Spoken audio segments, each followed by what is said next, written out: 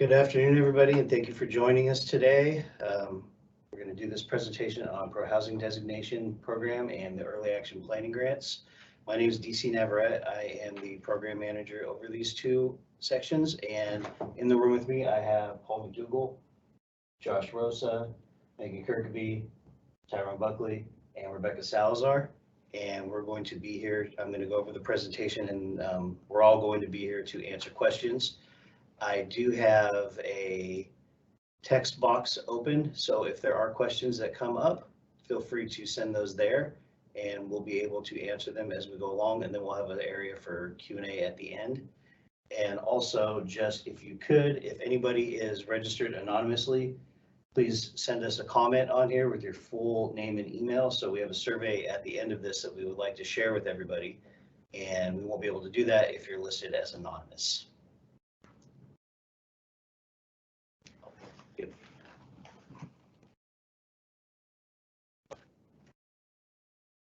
For this presentation, we're going to do an overview of the Pro Housing Program, going to discuss the incentives available to jurisdictions that earn a Pro Housing designation, and we're going to discuss some of the Pro Housing categories that we've come up with in our framework that we created already. And after that, I will discuss planning grants, what types of planning grants are available, funding uses, and funding amounts, and the application process. After that, we'll go over a conclusion with key dates, Pro Housing questions and comments, early action planning grant questions and comments, and provide you with contact information should you have any questions going forward. And again, we're going to have a survey we'll send out. So everybody, please, again, make sure you register with your name and email address on those comments so we can send it out to you. Thank you. So to get started, the Pro Housing Program was part of the 2019-2020 Budget Act. The program was designed to create incentives for entities who are designated as pro housing, and the program is designed to create opportunities to enhance housing policies.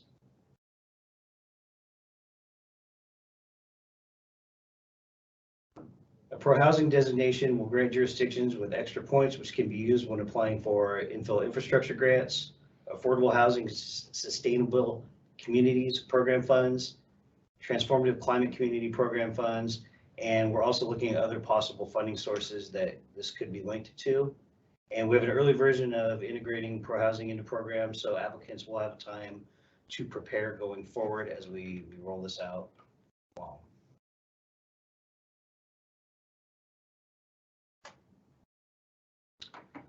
Some of the categories we've designed in the framework plan that we posted recently is broken up into 4 categories. We have favorable zoning, decreasing production timeframes, reducing construction and development costs, and providing financial subsidies. And under those categories, for favorable zoning, we have a couple examples for each one of these. So for favorable zoning would be to allow residential and mixed uses by right, more sites for residential or at a higher density than required to meet existing RHNA, and parking reductions. For decreasing production timeframes, some of the examples we had were to establish a workforce housing opportunity zone or a housing sustainability district, priority permit processing for ADUs, and to limit the total number of hearings on a project to 3 or less. For reducing construction and development costs, some of the examples we have were to adopt an ADU ordinance or other mechanism that reduces barriers for property owners to create ADUs, reducing permit processing time, and create objective development standards. Finally, for providing financial subsidies, local housing trust funds, prioritize general funds for affordable housing, or develop and fund a flexible housing subsidy pool.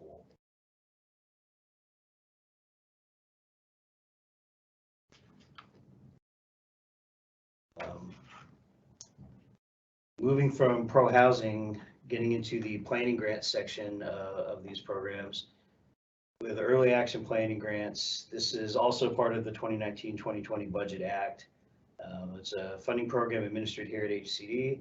Grants provided to regions and jurisdictions for technical assistance, preparation and adoption of planning documents, process improvements to accelerate housing production, facilitate housing element compliance, and meet the sixth cycle of the RHNA. And to apply for funds, jurisdictions must submit an over-the-counter application. With that, you do not need to currently have a compliant housing element or annual progress report if these funds are used to help achieve compliance. We have a question. It's being asked if we are going to email the PowerPoint. Yes.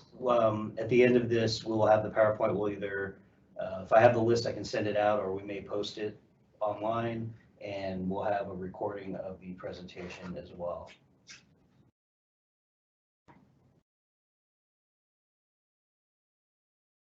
The early action planning grants, the groups who can apply are local jurisdictions, which is comprised of cities and counties, and regional entities, which is comprised of councils of governments, multi-agency working groups, or other regional entities can apply alone or form a consortia.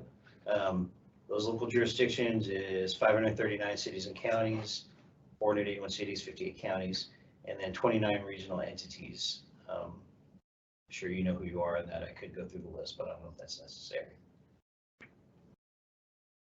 The funding is broken down into what we have designated as LEAP and REAP, which is local early action planning grants and regional early action planning grants. 125 million available to each of those groups. It is worth noting under the regional that an eligible use of funds is to suballocate funds to local governments that can apply for these funds as well. So if you're a local government underneath one of the regionals, that's something to think about. Stephanie has a question. She'd like to know if COGS means sub-regional COGS or MPOs.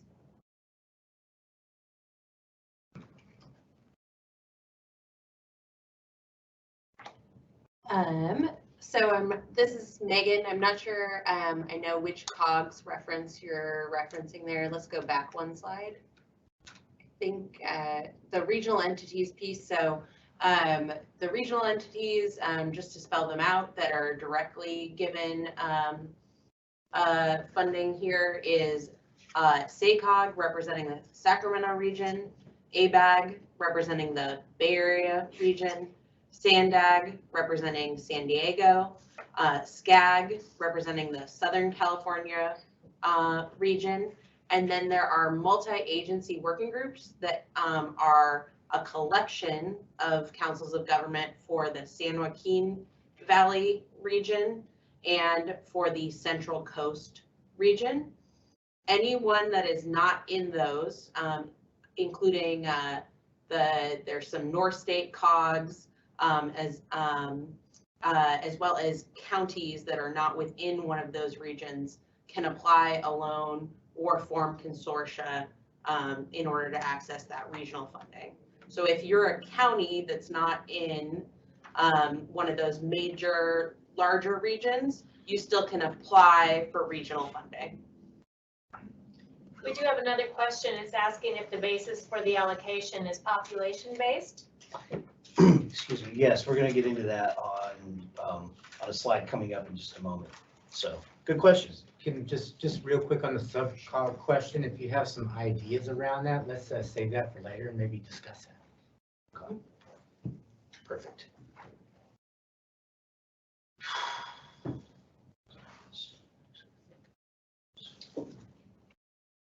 And I think we're going to make a quick adjustment. We got a note that they're having trouble hearing us. So if the main speaker, for the person who just said you can't hear the presenter, the main speaker is DC. Have people been able to hear him so far?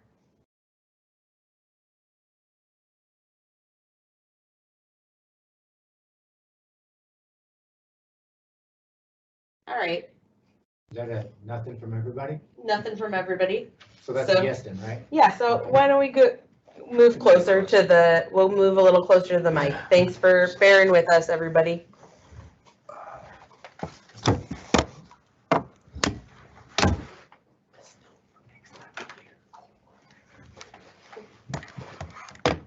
We just made some adjustments to our location next to the speaker. Once DC starts the presentation again, if everybody could kind of say, okay, in the live Q&A so that we know that the volume setting is better, we'd appreciate it.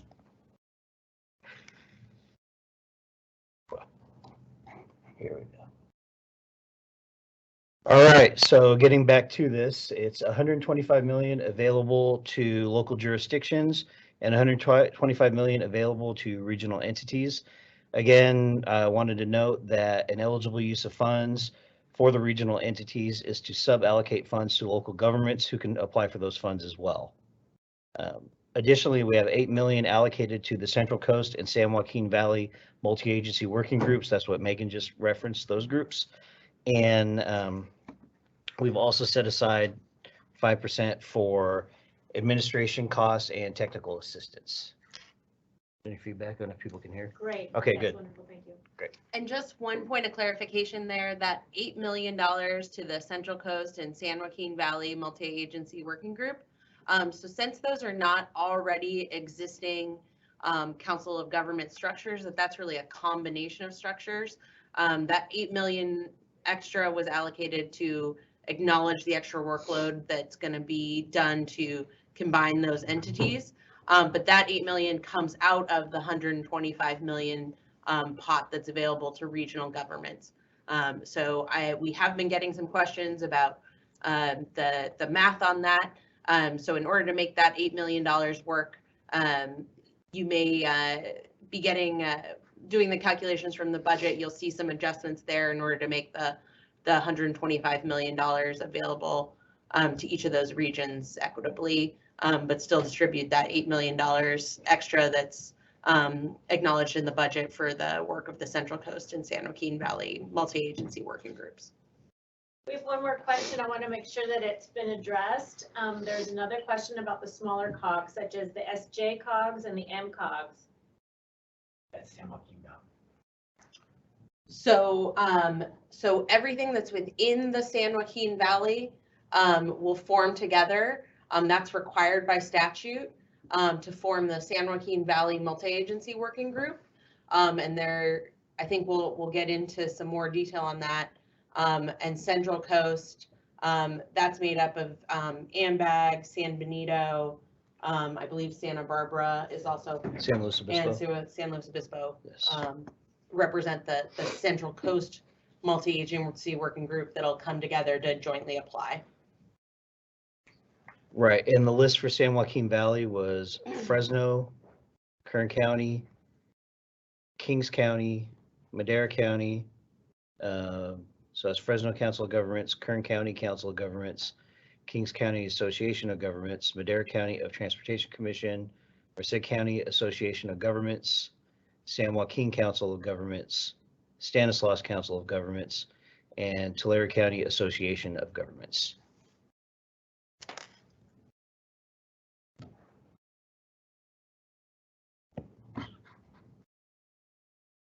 And for the question on the funding amounts, here's how the city and county funding will be broken down.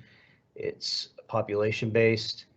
The maximum grant amount is based on population, and the grant amount for cities and counties is as follows. So 0 to 20,000 people, $65,000, 20,000 to 60,000 is 150. 60,000 to 100,000 is $300,000. 100,000 to 300,000 is $500,000. 300,000 to 750,000 is $250,000, and 750,000 or above in population is 1.5 million.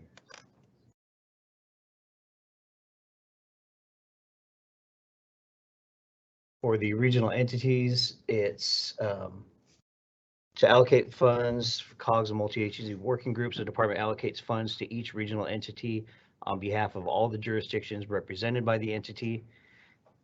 We will calculate the amount for each allocation based on population, and the other regional entities can apply directly for funding. And so again, those allocation amounts echo the city amounts you just saw, with about a 7% reduction to account for the $8 million extra going to the multi-agency working groups. If you have questions about the specific amount available to your regional entity or the regional entity you're a part of, you can email earlyactionplanning@hcd.ca.gov. Thanks. Moving on, we were going to discuss some of the funding uses for local areas. And here's some examples. The bill outlines several funding uses. This is included but not limited to rezoning and encouraging development by updating planning documents and zoning ordinances such as general plans, community plans, specific plans, sustainable community strategies, and local coastal programs. Completing environmental clearance to eliminate the need for project-specific reviews. Establishing a workforce housing opportunity zone or a housing sustainability district. Performing infrastructure planning, including for sewers, water systems, transit, road, or other public facilities necessary to support new housing and new residents. Partnering with other local entities to identify and prepare excess property for residential development. Revamping local planning processes to speed up housing production. Developing or improving accessory dwelling unit ordinances, and covering the cost of temporary staffing or consultant needs associated with these activities. Regional area funding uses. The bill also outlines several allowable uses for funds, and this is included but not limited to technical assistance in improving housing permitting process, tracking systems and planning tools, establishing regional or countywide housing trust funds for affordable housing, performing infrastructure planning, including for sewers, water systems, transit, road, or other public facilities necessary to support housing and new residents, performing feasibility studies to determine the most efficient location to site housing, and covering the cost for temporary staffing or consultant needs associated with those activities.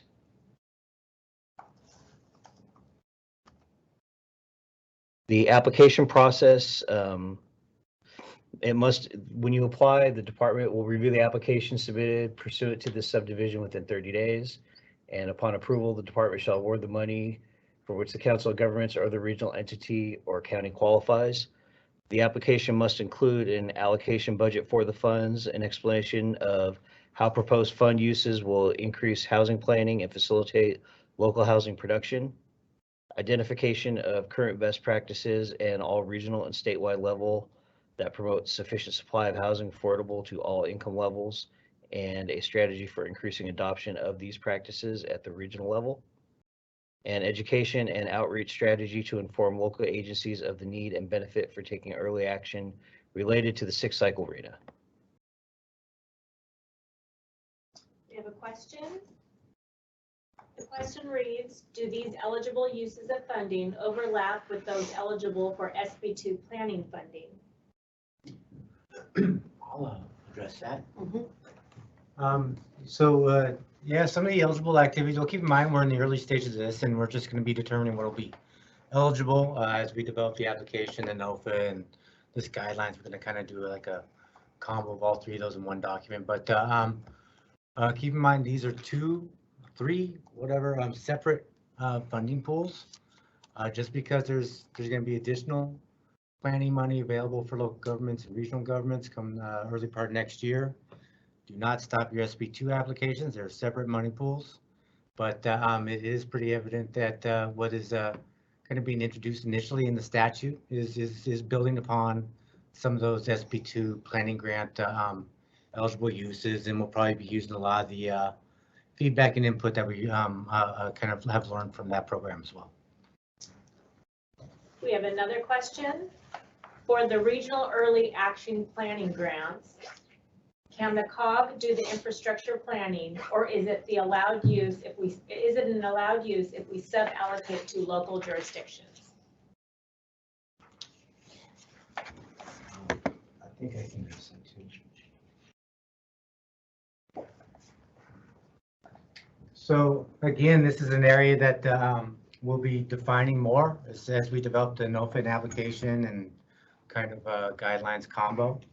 And we certainly welcome everybody's input, and particularly how we coordinate the local and regional pots and how those can complement each other. As far as the regional uses, it just simply mentions how the money can be used to improve the methodology for the 6-cycle RENA, the sub-allocation, technical assistance and admin money. And then for the sub-allocation, just as what's listed here, it talks about the TA, the trust fund, the infrastructure planning, feasibility studies, and the staffing associated with that. And the statute is pretty clear that says it includes but it's not limited to. So if there's really ideas on how we could be better reflecting that, we're open to it.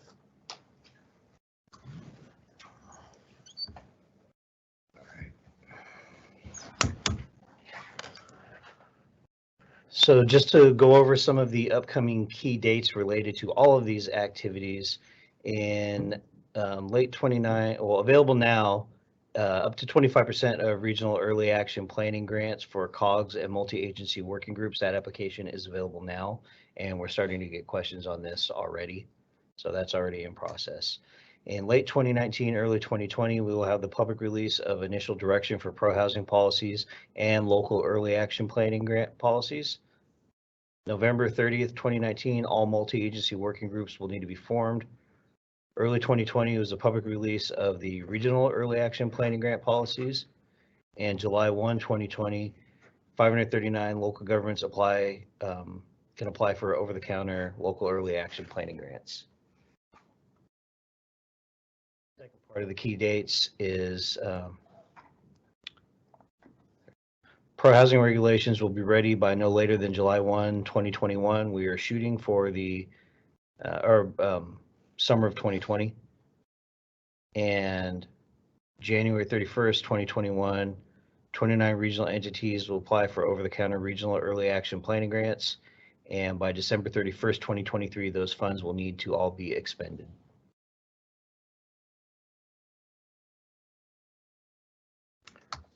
So just a few things. You can just go back to the first slide. This one? Yeah, well, first, that last one, spending the money by December 31st, 2023. That's something very much to keep in mind. Also, the January 31st, 2021 for the regional money and the June 30, 2020 for the local money. Those are going to be over-the-counter processes.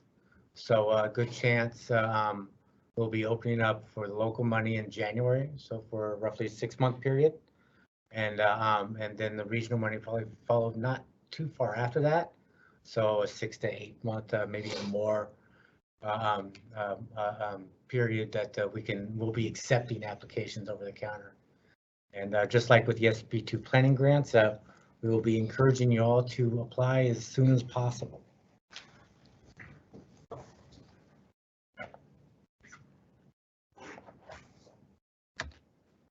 And we put together some questions and comments. Like I mentioned before, we will have a survey where we'll send out at the end of this to all the participants. And again, please, if you registered as anonymous, send us a comment with your full name and email address so we can send you those surveys. But here's just some ideas to be thinking about now. So we have 4 categories identified at the moment for pro-housing. Are there any other categories that should be considered? And suggestions to account for unique regional variability in the state to allow for flexibility and create equity. So understanding the state's very different across everywhere. We have urban, suburban, rural, coastal, non-coastal. Some cities have all of the above in one area. So things to think about there. What other technical assistance and resources could be provided to jurisdictions? So that's for the pro-housing. Maybe we can just stop there. Yeah. Folks have questions. Yeah, so if there's any questions now, feel free to send those in and we can try to address them. While we're waiting for folks to type, this is not your last bite at the apple. We're just trying to kickstart things. We're really in the early formation of all this stuff. And then, like DC said, we're going to be probably spreading around a survey that combines all 3 of these through various channels. But at the same time, we are on a fast track. Thinking that normally this is a process that takes us around 8 months. We're doing it in 2. Yep. So we're really trying to get as much as input as fast tracked as possible. So we really appreciate your thoughts. And while the survey is a way for us to collect information and help guide us along the pro-housing path and also around these planning grants, if you have comments that don't quite fit into the survey, this is I would say sooner rather than later is the time to let us know if you have strong preferences, especially. Yeah, and then just all of you that might be part of larger organizations or folks that represent maybe more than one local government or regional government, where, again, we're trying to get as much input as fast as possible. So to the extent that you maybe want to host an event or we can facilitate you gathering input, we're glad to coordinate with you. HCD will travel.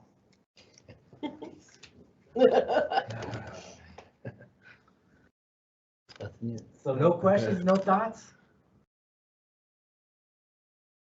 I don't know, maybe I can shake loose a few in the pro housing. Okay, go for it.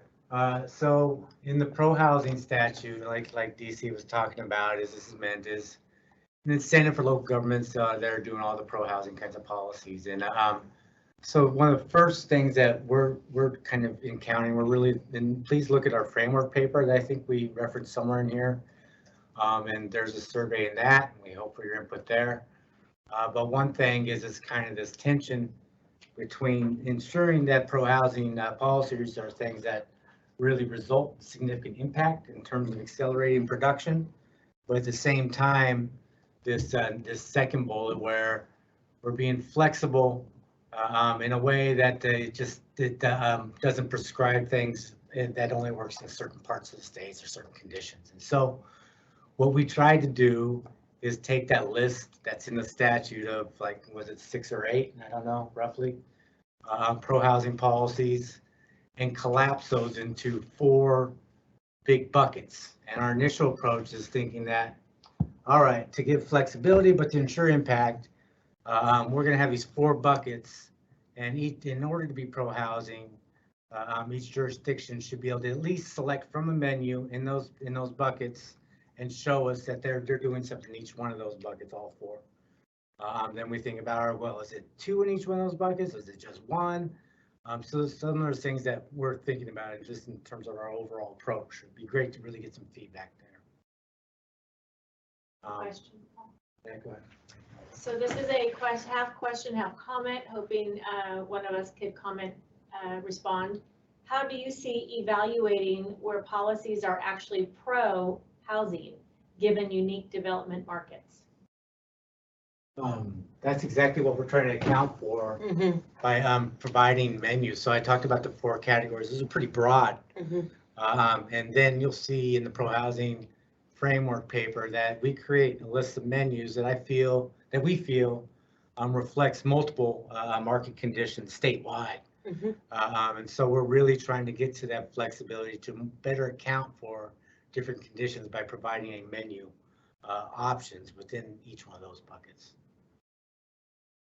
And this is really, at least what you'll see in the framework paper, is this is really about what are things within a jurisdiction's control that they can do to go beyond what's required by law and by statute to really encourage development to happen and remove constraints and achieve meeting of a variety of their housing goals for their city, including things like affordability. And at the beginning of the pro housing framework paper, there's a number of policy goals identified there, including the state's planning priorities, access to opportunity, and other things. So how do we really get to more homes and more housing policy that works for all Californians and meets a variety of housing goals? So built in, we are trying to think about that local flexibility, but what are the things but what should be captured there is a menu of things that could work for a variety of places to unlock that kind of potential. So that'll be one of the questions that'll be in the survey for sure. And to the extent that you have additional ideas, how we could better reflect the kind of the geographic variability in the state, I would much appreciate it. We appreciate all the questions that are coming in. Here are a few more. Why not provide model ordinances? As part of the SB2 planning grant program, we have a bunch of activities through our consultant team where we're we're developing that stuff throughout. Right now, we are focused on actually reviewing applications, providing direct feedback on those applications. But one of those deliverables as part of our technical assistance is to come up with a library of ordinances, and we're actually have those drafted now, and they're in the process of being developed. So if you have ideas around what kinds of ordinances, that'd be very much appreciated. We've gone up and down the state, listened to folks, and I have 5 to 10 ordinances that we're working on. ADUs is part of that, incentive zone, standard stuff around density bonus, some stuff related to housing elements like a reasonable accommodation and emergency shelters, transition supportive housing, all that kind of stuff. But if you have other ideas, we really appreciate the input. Well, and Paul, would I be correct in saying if somebody's interested in a specific model ordinance, they could, in the meantime, contact their SB2 TA provider for their region? Absolutely. You can send that any kind of email to the SB2 planning grant box, and we'll consider that. We've also collected best practices statewide, and those are available through our interactive map on our website. If you need help locating that, let us know. Next question reads, will pro-housing jurisdictions receive any consideration or benefit on their housing element review? I was going to answer that with a joke, but I won't. This is a webinar.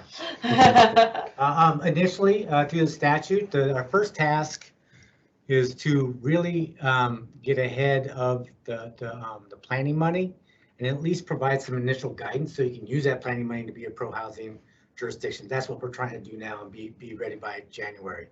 We haven't given thought how that interacts with the housing element. The statute is silent on it. So there hasn't been a lot of thinking of how that might play out at this point in time. Next question reads, should we expect a similar amount as we received from SB2 funding?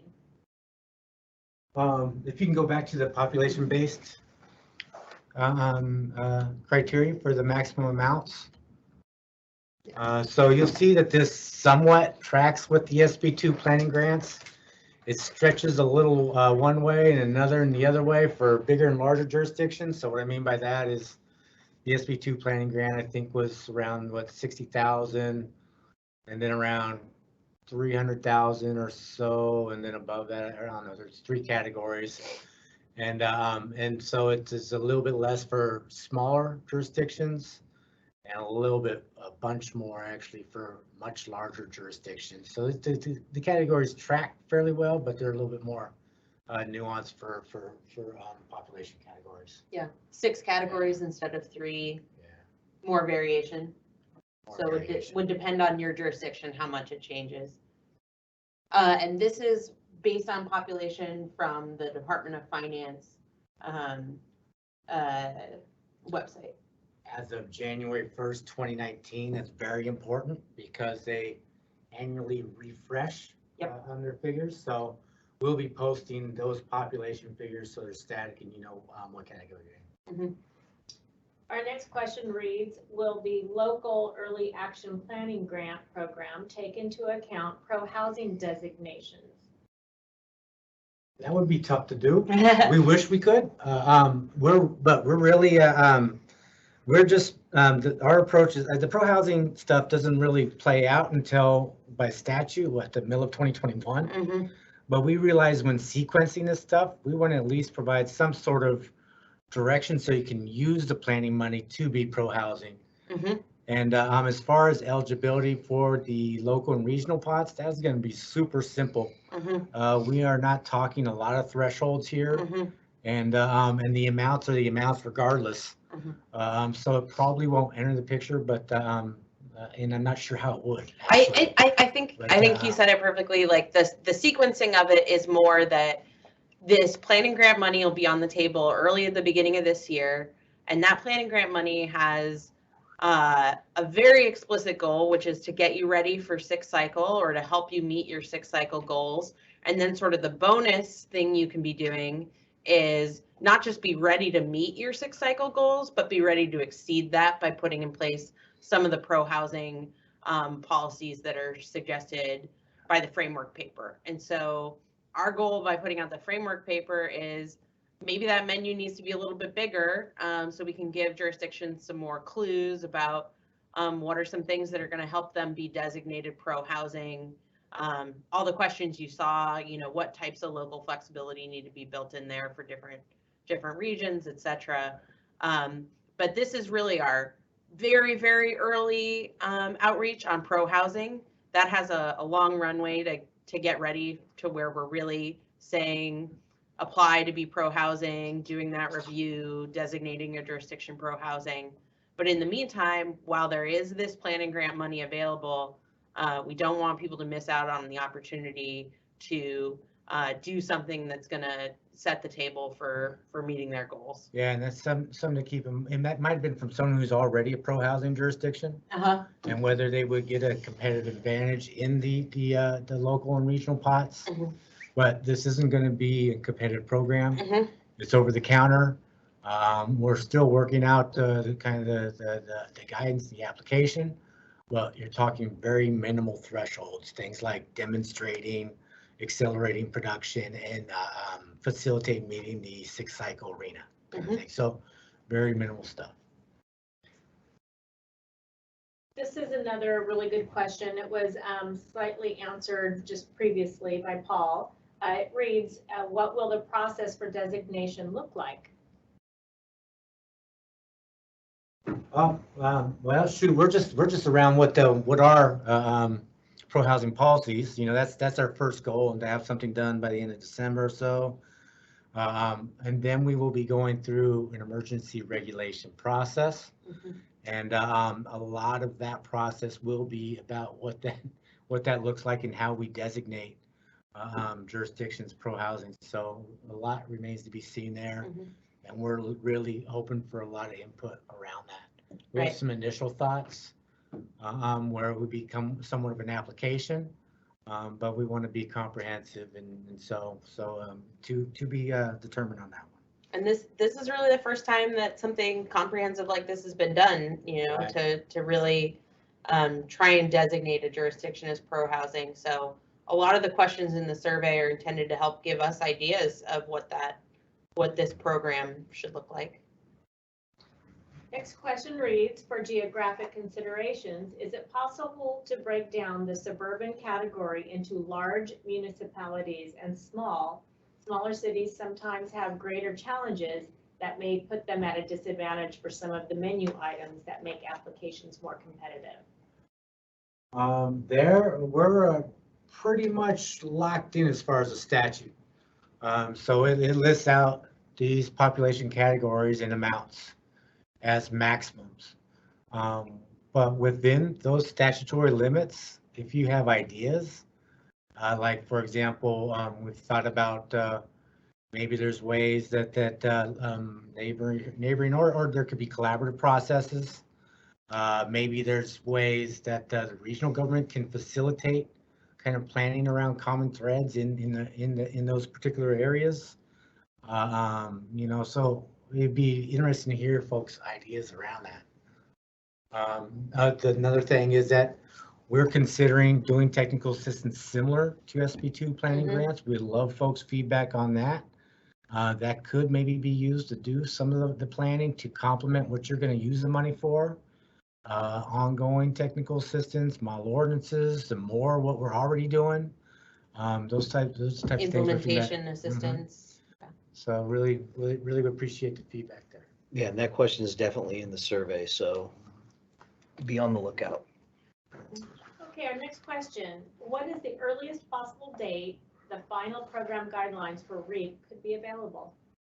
The earliest possible date? The earliest possible date. We're looking for, well, first we have for the regional governments as of October 1st. Mm-hmm. Several days before the statute was signed. Up to 25% of that money can be requested now. Mhm. And we sent out an email right around October 13th. I think that the day following the signing of the budget trailer bill, we sent out an email to Every eligible every eligible entity with a request form. with a request So- form and a sample resolution. And we have not limited what could be in that request within the statutory limits. So the answer is now. So outside that 25%, we are targeting the early part of 2020. I'm guessing that wasn't specific enough for you. Mhm. So we're thinking December, late December, January for the local pot with the regional pot, hopefully to follow maybe a month or two after that. With the local pot, we feel like we've done a lot of the outreach around the statutory construct, so we can move that forward a little bit faster, and it has the June 30 request deadline, so we figured we should prioritize that. And we'll probably want to do a little bit more outreach with the regional program, so we're thinking maybe a couple months after. So was that January, February, March-ish or so? Okay, next question. Is the early access to 25% of the REAP funds available for starting the TA or doing the sub-allocation? The statute sounded like it was for preparing the required pieces of the application and not for actually starting the TA project or grant program, but would like clarification. Yeah, I think we read that carefully where it mentions the outreach, but then it mentions kind of the whole list. Is that what you remember? Yeah. So the way we've structured the request form is it's all the regional eligible uses. So yes, you should use your 25% to get ready to do the full application. But that's not to say that you'd be spending 25% only on application prep. You're going to probably be spending more on more uses than just your application prep. And so that's all in the request form. Yeah, hopefully we'll see what folks are, be interesting to see what people are thinking, but we would guess that it fits well with the outreach, that you would want to front load that, but and then throughout, you could also see it being part of developing the sub allocation. We've left that open to each one of the regional entities. And right now we have one final question in the queue. That doesn't mean that we're done with questions, so please keep sending those questions or comments in. We appreciate them. This question reads, is the population amount for counties referring to total population or population of unincorporated communities only? Just the unincorporated area of the county. And there's a little bit of a distinction here. So on the local early action planning side, you're going to be looking at this chart that should be up on your screen right now. What's the population? If you're a city, you're applying based on your city's population. If you're a county, you're applying based on your unincorporated areas population for the local early action planning grant money. But if you're a county, say in the North State or the Sierra part of the state, you may also have access to the regional early action planning money as a county representing your member jurisdictions. And in that case, you would have access to the regional money for your county and each of your member jurisdictions if you all chose to apply for regional money. And we are also not discounting the fact that outside of the named big four COGs and then the two multi-agency working groups, the San Joaquin Valley and the Central Coast, that some of the other regions, some of the other counties may want to form a region and apply together for that regional money. Sure. That might be something that makes sense in your community for economies of scale or shared planning activities, etc. So in that case, your regional amount of money would be whoever is part of that regional consortia. You'd add up all the proportional parts. And if you're interested in the specific numbers on that, we can help you walk through that. Yeah, and I just And just like the SB2 planning grant program, we'll probably be thinking about how applicants could be more than just one local government Mhm, for the local region, local early action planning grant pot. mhm. I'd be interested in getting folks feedback on that, whether that they support the idea of combining different jurisdictions that might want to share some of their capacity in doing the planning money. So please give us your feedback. Okay, we have another question. It reads, for the LEAP and REAP funds, does it come to the agency up front, or is it like a reimbursement? For example, if a COG wants to set up a grant program with their REAP funds, will we be able to get our funds all at once to fund the program at the beginning, or do we have to front the money? Those are some of the mechanics that we have not thought about yet. We probably initially we're thinking something similar to the planning grant, SB2 planning grant, where we have a full scope of what you're working on, and then you could invoice that on a reimbursable basis. We have not thought about whether that dates back to October 1st or October whatever. Mhm. But if there's other mechanics that should be considered there, we'd be glad to listen to that. Okay, next question. Can local agencies apply for early action money or only regional? Local governments can dip into both pots. So basically the local early action planning money sits there waiting for you as long as you can pass a few tests. Mhm. And then again, each regional entity that receives money will have a sub-allocation process that local governments are eligible for, that can use it for money that's somewhat similar, but actually a little bit different. But nonetheless, that there will be another opportunity available.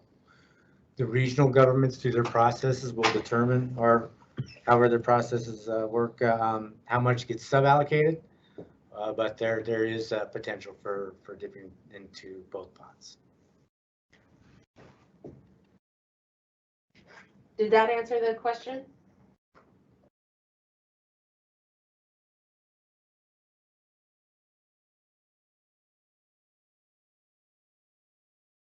Let me say more directly. Yes, Mhm. local governments are eligible for both.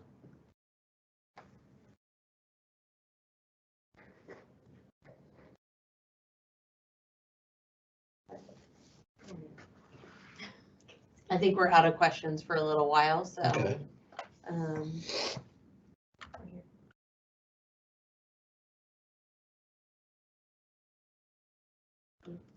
Good? Yeah. Okay, so onto the early action planning grants. We did have some questions outlined here, and again, will be in the survey. The goal of this is to increase production. What can be done to ensure these funds assist in this goal being met? Are there any eligible uses you would like to see added to the program? And is there any specific outreach or assistance you would like to see provided? Paul alluded to that. Someone had a question on something with that, but he commented on some of the technical assistance we provided with SB2. So we do have something in there. Would love to hear some feedback on that. We just received a question asking if the COG can set up their REAP sub-allocation to be a competitive process. Yeah, I think there's a lot of flexibility there, right? Yeah, there's nothing prevents that.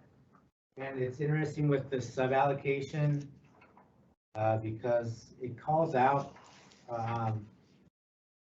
let's see, in the, it calls that says eligible uses for regional pot, sub-allocating money directly and equitably to jurisdictions or other sub-regional entities. So that kind of gets to the sub-COG potential in the forms of grants to be in accordance with subdivision F, which is basically these eligible uses for local governments that will accommodate development of housing infrastructure. That gets to the infrastructure question I think we were hearing earlier. Mhm. That accelerates production in a way that aligns with state planning priorities, housing, transportation, equity, and climate goals. So it almost kind of infers that there might be some sort of criteria around those objectives. So it'll be interesting to see what COGS have. They have that flexibility direction or discretion. Our next question reads, if a regional entity applies, are the cities in that region able to still apply individually? Is that double dipping? I don't think it is double dipping. Did they say the local or the regional? They said if Regional. a regional entity applies, are the cities in that region still able to apply individually? So, you know, I mean, we can just take it, yeah, It's like not double dipping in a bad way. It's like using 2 chips instead of 1 double dipping, right? Right, exactly. Yeah. Double dipping in a good way for housing. So yes. yeah. Next question reads, it would be great if funds could be used to develop construction labor force. Is this something HCD is open to use? For example, construction labor training programs. I don't, to us, as far as the eligible uses for the local government and the regional pot and under the local, planning money, we're open to listening to all kinds of eligible uses as long as it, kind of connects back to accelerating housing production and meeting the 6th cycle of ARENA. Mhm. And so if you're talking about programs that look to, you know, reduce costs or provide labor pools for housing, I'm sure you could demonstrate a nexus there. But we're open to the consideration that those eligible uses or potential uses. Mhm. Okay, our next question. Our biggest need is funding for affordable housing. Can any of this funding be used to actually fund affordable housing projects? I would say that this money is intended to do the planning, to do the type of planning to set the table for the affordable housing, and that the broader housing package has identified other implementation monies to get to that affordable housing or funding that affordable housing that you talked about. So just a few of those sources would be coming soon. There's the SB2 permanent local housing allocation, which will be money directly to local governments for spending on affordable housing resources. But if you look at the NOFA calendar on our website, you also see quite a bit of other funding available for a range of activities from multifamily, affordable housing, permanent supportive housing, infrastructure. There's 500 million available that local governments are required to be a co-applicant on the newest infill infrastructure grant funding, as well as additional homelessness resources are out there right now. In addition to others. And I'm probably missing some, but the NOFA calendar is a good place to look for affordable housing production funding opportunities and infrastructure. A new question just came in asking if the funds can be used to match AHSC or IIG programs. I don't, Well, Go one ahead. angle is, I'm not sure how that will work. Does that mean that they use the money for staffing to provide for activities consistent with this that are somehow eligible for matching for the HSC and? yeah, I IIG, think or I think it how would does that work? depend on the specifics of this question. There isn't, to my knowledge, a matching requirement that these would be used for. You know, doing zoning changes that are going to make it easier to build multifamily housing near transit are going to, in the long run, have huge benefits for you in terms of AHSC and IIG And also will be integrating applications. pro-housing policies, and they're proposed in those programs now, to the extent that you're using this planning money to establish pro-housing policies, then you would get a competitive edge there, but I'm not sure about the matching. Right. But Paul's last point is well said. Okay, next question. Can these funds help reduce development impact fees or be used for infrastructure costs? Yes, the planning related to that, at least for the local pot, and I think the regional money is a little bit broader there in that category, and that could be kind of determined down the road. But I think impact fees is even specifically called out in statute as one of the things you can use Yeah, these funds to. It's probably improve. most likely related to the, like the planning or. Right, process right, to improvements. the transparency of your fees and your process improvements, et cetera.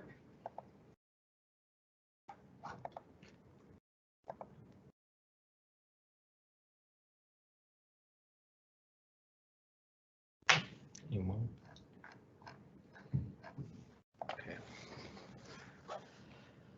So to get in touch with us, these are the two email addresses set up for pro housing or early action planning grants. These are regularly monitored, so send questions, comments. If you need a copy of there was the email blast that was sent out with the information about this webinar, but it also had a link to the paper that we wrote on this and, yeah, The framework. the paper. framework paper, Mhm. sorry. And it had a link for that, and then it had a survey embedded in it that you could fill out, that we would love the feedback there. In addition, again, I'll just reiterate, please, if you registered for this webinar or sign in anonymous, please send a comment with your full name and email address, because we do want to send out the surveys after this for more feedback. And any other questions, just address them to either of those applicable email addresses, and we will get back to you soon. You can also go in and change your registration and put your information in the registration process as well. Okay. And maybe just kind of kick around for 5-7 minutes or so. Yeah. Yeah, we'll be around and can answer more Q&A questions. I mean, I'll just say, I think that we know that for the jurisdictions on the line, that the 6 housing element cycle has a lot of new stuff going on. A lot of you are going to be doing rezonings and working hard to make changes to your housing element in the next few years. Some of you have started already. And I think it's exciting that these planning grants are available at this time to help meet that bar and also exceed it. So, and many of you have been using the SB2 planning grant technical assistance, and these planning grants can build off a lot of, we are doing this in a short period of time, but that can build off of a lot of the lessons learned there. And be thinking, in these last few days of applying for SB2 funds, what things we could have done better and how we could have served you. Yeah. And we're open to that. And then for all those folks that have not applied for your SB2 planning grants, we're still waiting for you. Mm-hmm. And please keep working hard on that. But if you do have maybe longer term or larger projects where the SB2 wasn't sufficient to fund the entire thing, maybe you could be thinking about that now, to trail your SB2 planning grant with the local as well as the regional. So you could be thinking much broader.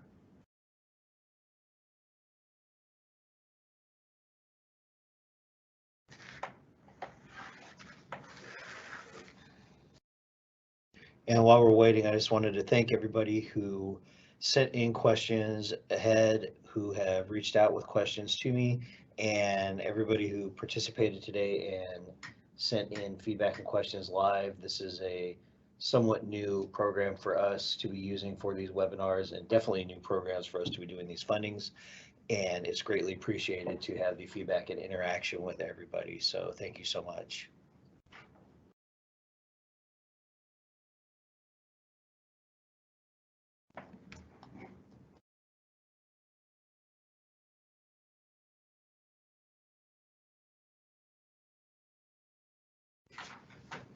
Yeah.